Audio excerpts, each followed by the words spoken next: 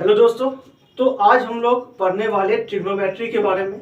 और ट्रिग्नोमेट्री में आज का सेशन जो रहेगा ये ट्रिग्नोमेट्री के बेसिक चीज़ों के बारे में रहेगा और ये क्लास 9 और 10 के लिए काफ़ी इंपॉर्टेंट है।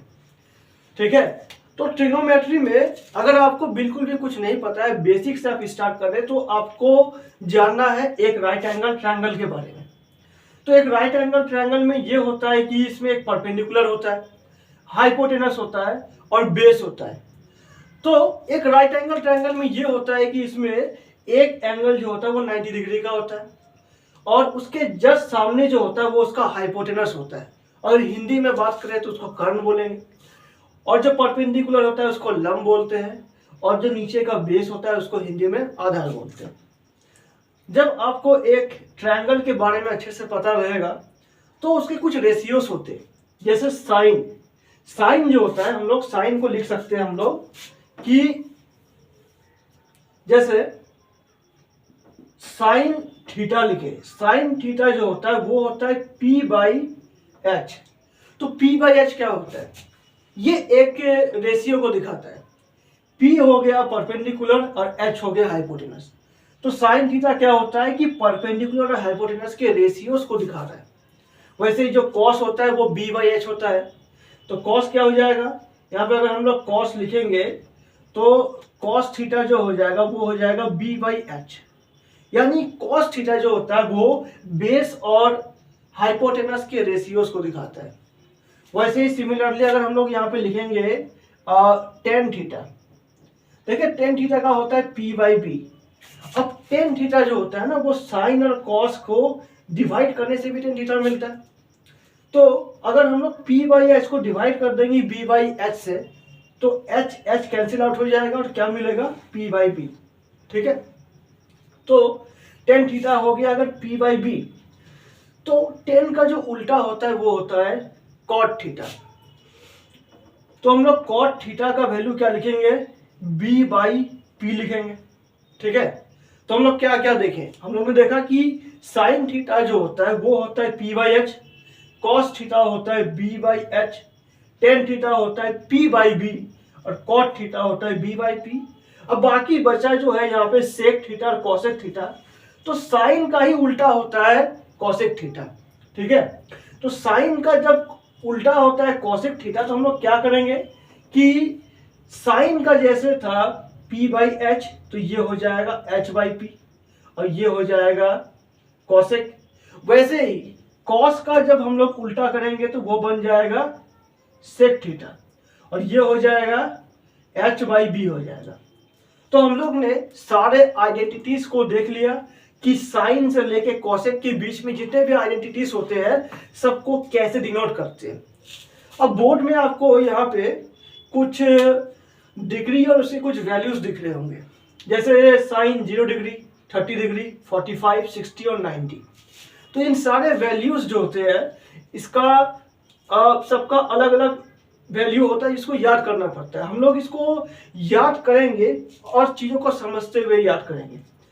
अगर आपको साइन का वैल्यू अगर सारा याद है अच्छे से तो बाकी सबको याद करना कोई बड़ी बात नहीं है। तो साइन का ऐसे साइन 0 का वैल्यू 0 हो गया, साइन 30 का वैल्यू 1/2, साइन 45 का वैल्यू 1/√2, साइन 60 का वैल्यू √3/2 और साइन 90 का वैल्यू 1। अब अगर आप गौर से देखेंगे तो कॉस का जो वैल्यू होता है ठीक इसी को अगर उल्टा करके लिखेंगे तो वो कॉस का वैल्यू हो जाएगा। जैसे देखिए 1√3/2, 1/√2, 1/2 और 0। यानी साइन का जो रेशियो चल रहा है उसका उल्टा जो होगा वो कॉस का होगा। ठीक है, अब हम लोग पहले पढ़ चुके हैं कि टेन थीटा जो होता है वो साइन और कॉस को डिवाइड करने से मिलता है ना। तो साइन को जब कॉस से डिवाइड किए यानी 0 को जब 1 से डिवाइड करेंगे तो क्या मिलेगा? 0 मिलेगा। इट मीन्स कि टेन 0 का वैल्यू 0 हो गया। अब टेन 30 डिग्री का अगर वैल्यू पूछा जाएगा, देखिए जब क्वेश्चंस पे हम लोग आएंगे तो यहाँ पे डायरेक्ट चीजें पूछा जाएगा कि साइन 60 डिग्री का वैल्यू क्या है, यहाँ पूछा जाएगा कि टेन 45 का वैल्यू क्या है। तो हम लोग को डायरेक्ट आंसर देना होगा। जैसे साइन 60 का वैल्यू हम लोग देख सकते हैं कि √3/2 है और tan 45 का वैल्यू 1 है।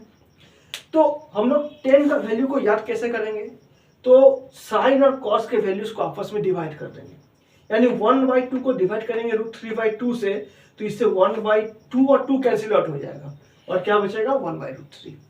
सिमिलरली 1/√2 को जब 1/√2 से डिवाइड करेंगे तो आप कॉस की बात है 1 ही आएगा।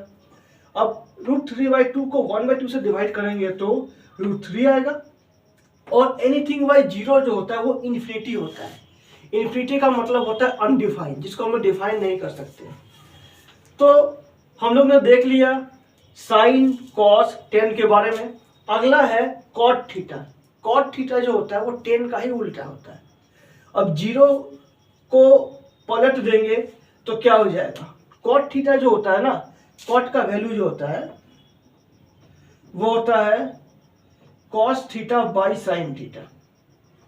जैसे साइन को कॉस से डिवाइड किए थे, अब करेंगे कॉस को साइन से, यानी 1/0 इन्फिनिटी आएगा।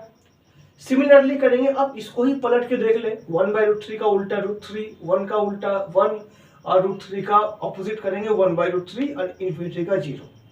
यहाँ तक चीजें क्लियर है।